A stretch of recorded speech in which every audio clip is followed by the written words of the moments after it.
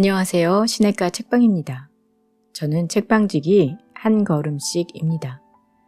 오늘은 나니아 연대기의 마지막 시간으로 7번째 마지막 전투를 정리해 드리도록 하겠습니다. 마지막 전투.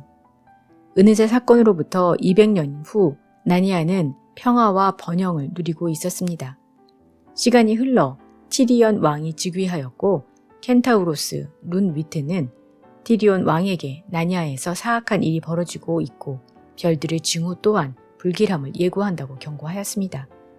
같은 시기에 나니아의 북쪽에서는 시프트라는 원숭이가 퍼즐이라는 당나귀에게 사자의 가죽을 뒤집어 쓰고 위대한 사자 아슬란의 행세를 하도록 꼬신 상태였습니다. 퍼즐이라는 당나귀는 착한 편이었지만 순진해서 속이기 쉬웠습니다. 퍼즐을 부하 삼아 시프트는 나니아 백성들에게 자신이 아슬란의 대변인이라고 말하고 다녔고 나니아 백성들은 이 말을 믿게 됩니다. 시프트는 대다수 나니아 백성들이 적국인 칼로르멘을 섬기도록 기만하였고 말하는 나무를 베게 하였습니다. 또한 이를 통해 얻은 돈은 나니아 백성들을 위해 사용될 것이라는 명목으로 아슬란 성급이라는 이름 아래 시프트의 주머니 속에 들어갔습니다. 티리온과 그의 유니콘 친구 주엘은 이러한 아슬란의 귀한 소식을 듣게 되었지만 시프트의 거짓말이라는 사실을 깨닫게 되었습니다. 이 거짓말을 깨닫게 되는 계기는 시프트가 말하는 고양이 진저와 칼로르멘의 전쟁 군주 니시다 타르칸과 짜고 아슬란과 타쉬는 하나이며 동일 신이라는 거짓말을 하면서부터입니다. 티리온은 말하는 나무들이 살해되는 현장으로 달려가는데 칼로르멘이 채찍으로 말들을 마구 후려치는 것을 보게 됩니다. 처음에는 말 못하는 말이라고 생각했지만 견디다 못한 말이 멍청한 폭군 같으니 내가 최선을 다하는 게 안 보이냐 라고 항의하자 칼로르멘인들이 나니아 국민들을 폭행하고 있다는 것을 깨닫고 분을 이기지 못해 칼로르멘인들을 살해하고 혹사당하던 말로부터 시프트의 거짓말에 대해 듣게 됩니다. 그리고 기사로서 비무장 상태의 적을 죽인 것에 수치를 느껴 칼로르멘인들에게 항복하지만 정당한 재판이나 국왕으로서의 대우 따윈 당연히 없었고 구타당하고 귀금속은 압수당한 채 나무에 묶입니다. 나무에 매달린 티리온은 아슬란에게 도움을 청하고 디고리, 폴리, 피터, 에드먼드, 유스터스, 루시 그리고 질의 환영을 보게 됩니다. 환영 속의 사람들 또한 티리온의 모습을 보게 되는데 티리온이 말을 할 수 없었으므로 정확한 상황은 파악하지 못하고 그가 나니아의 전령이라고 생각하게 됩니다. 그리고 몇 분 후에 질과 유스터스가 나니아에 도착합니다. 그들은 티리온 왕을 풀어주고 주엘, 린 유니콘을 구출합니다. 그리고 당나귀 퍼즐의 그의 멍청함을 깨닫고 주인공 일행에 합류합니다. 그들은 가짜 아슬란의 정체가 퍼즐인 것을 밝히기로 합니다.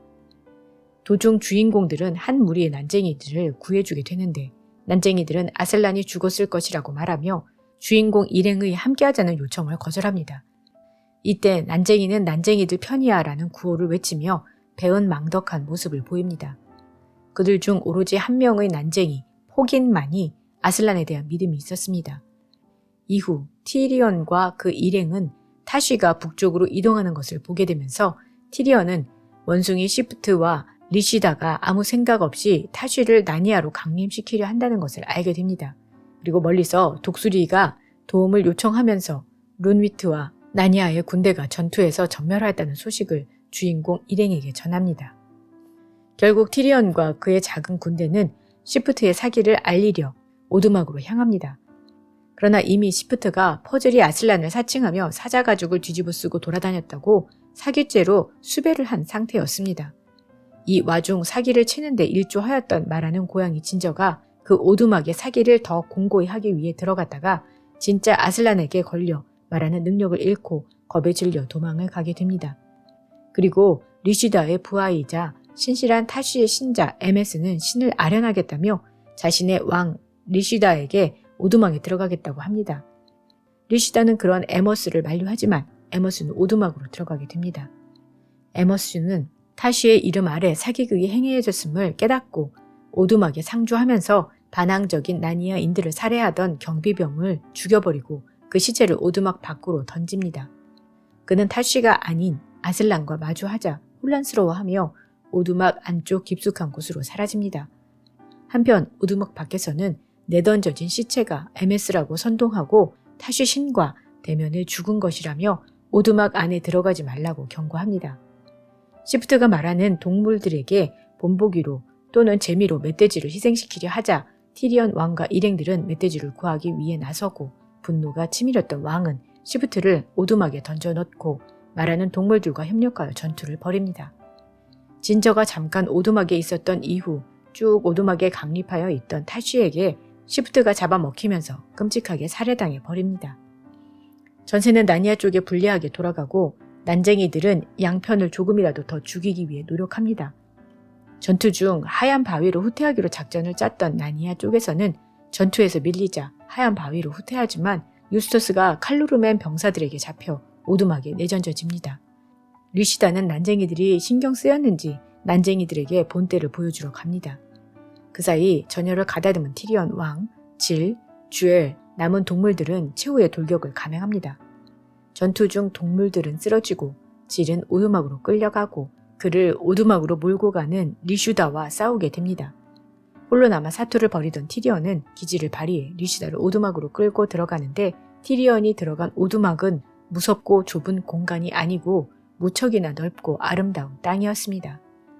타슈는 리슈다를 사로잡은 채 아슬란의 말에 따라 사라지고 아슬란은 왕과 왕비의 복장을 한 피터, 에드먼드, 유스터스, 루시, 질, 폴리 그리고 디고리와 함께 티리언 왕 앞에 나타납니다.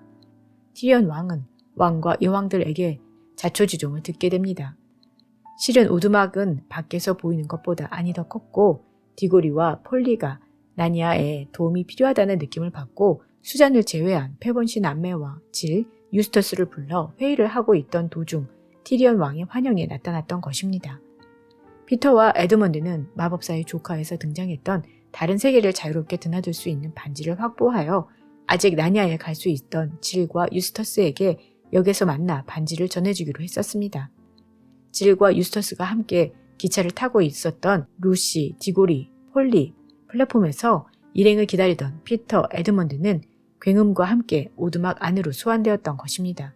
그러던 중 오두막 안에 묶여있는 난쟁이들에게 이야기의 초점이 옮겨가고 이들은 난쟁이들에게 자신들이 실은 아슬란님과 함께 아름다운 곳에 함께 있다는 사실을 깨닫게 하려 했지만 그들에게는 인물들의 목소리만 들리고 향기로운 냄새와 아름다운 광경은 오두막의 퀴퀴한 냄새와 어두운 내부로만 보였습니다.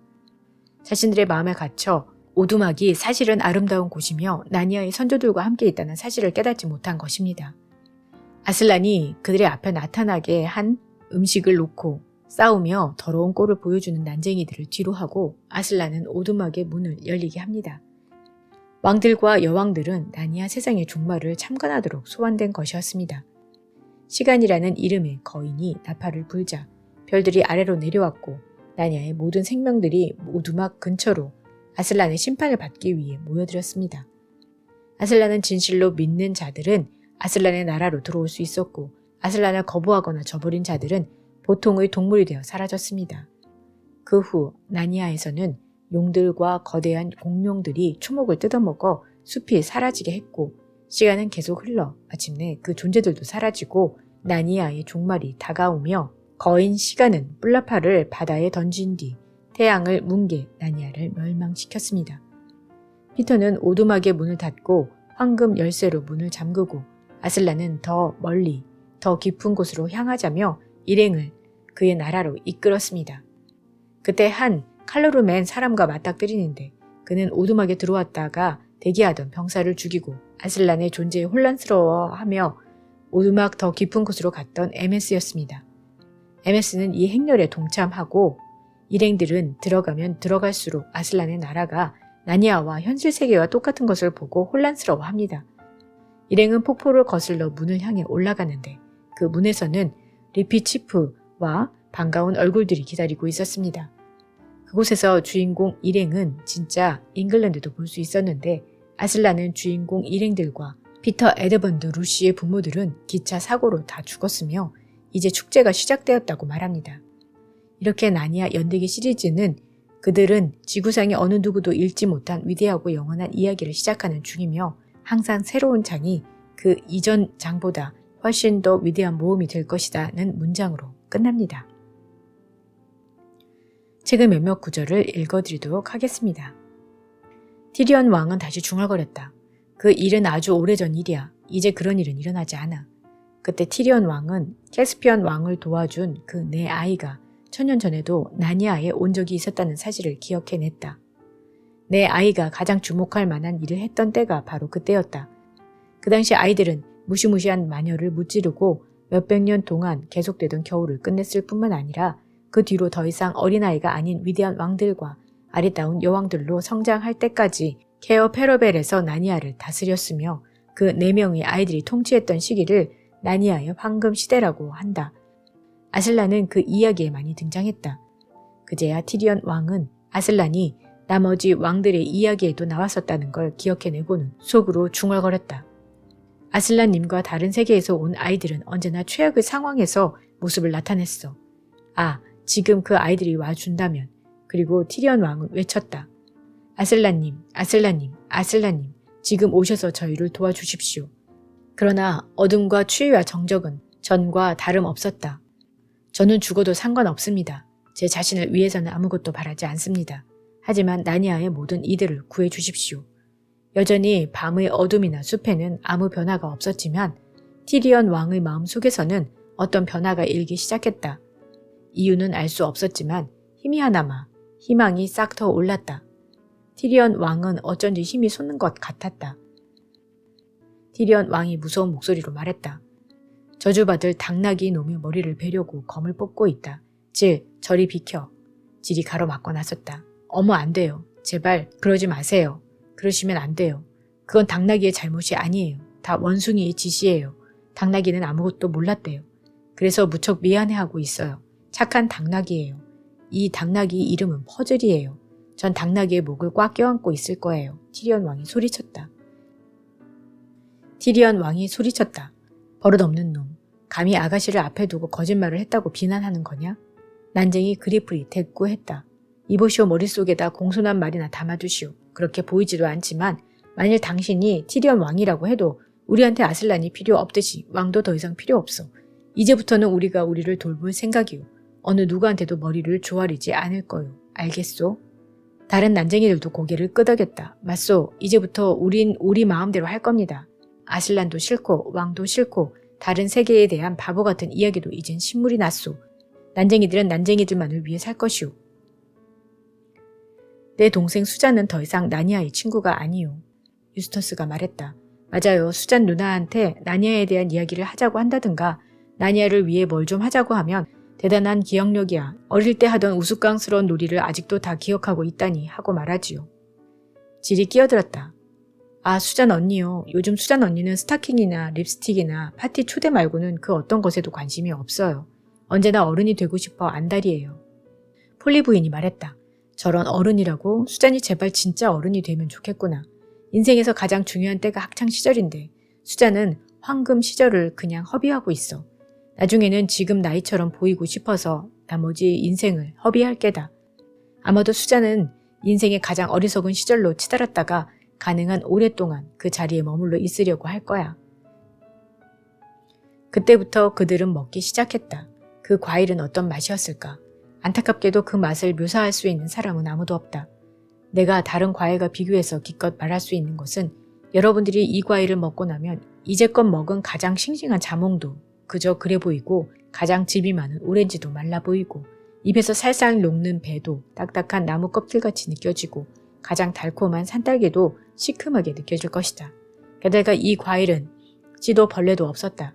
여러분이 한 번만이라도 그 맛을 본다면 이 세계에서 아무리 좋은 것이라도 모두 약처럼 쓰게 느껴질 것이다. 그런데 그 맛을 정확하게 묘사할 길이 없다. 여러분이 직접 그 나라에 가서 먹어보지 않는 한 그 맛을 알 수는 없을 것이다.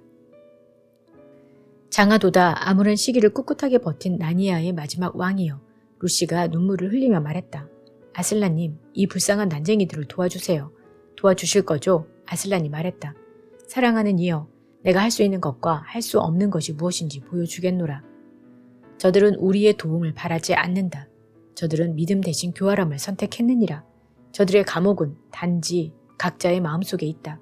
그런데 지금 저들은 그 감옥에 갇혀 있구나. 속는 것이 너무 두려운 나머지 나오려고 하지 않는 게다. 가자, 할 일이 기다리고 있느니라. 아슬라님께서 너에게 그런 말씀을 하셨을 때에는 내가 지금 생각하고 있는 나니아를 염두에 두고 계셨던 거야. 하지만 그건 진짜 나니아가 아니란다. 그 나니아는 시작과 끝이 있었지. 그것은 언제나 여기 이렇게 있고 앞으로도 영원할 진짜 나니아의 복사판이나 그림자에 불과해. 새 나니아는 더 심오한 나라였으며 바위와 꽃과 풀잎 하나하나가 그 이상의 의미를 갖는 것처럼 보였다. 유니콘은 오른쪽 앞발굽으로 땅을 구르며 말 울음소리를 내고 나서 이렇게 소리쳤다. 드디어 고향에 왔습니다. 이곳이 진정한 내 땅입니다. 이곳은 내 고향입니다. 지금까지는 모르고 지냈지만 평생 동안 우리가 찾던 땅입니다. 우리는 옛 나니아가 가끔씩 이곳과 비슷해 보였기 때문에 그곳을 사랑했던 것입니다. 더 높은 곳으로, 더 깊은 곳으로. 열차 사고가 실제로 있었단다. 너희 부모님과 너희들 모두는 그림자 나라에서 하는 말로 표현하자면 죽은 거란다. 이제 다 끝난 거지. 축제가 시작된 거야. 꿈은 끝나고 이제는 아침이 된 거다.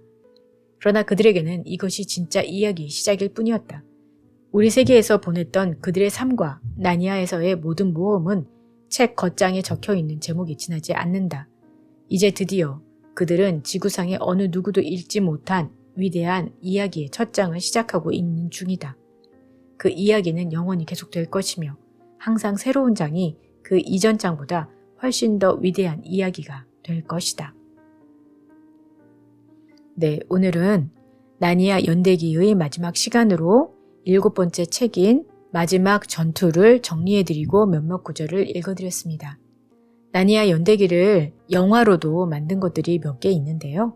여러분들이 이번 기회에 나니아 연대기를 한번 찾아서 읽어보시는 것도 좋은 기회라고 생각이 듭니다. 화상과 마법도 존재하고 동심으로 안내하며 그런 중에도 성경적인 메시지가 들어있는 나니아 연대기 여러분에게도 의미 있는 시간이 되었기를 바랍니다. 그럼 다음 시간에 새 책으로 돌아올게요. 안녕히 계세요.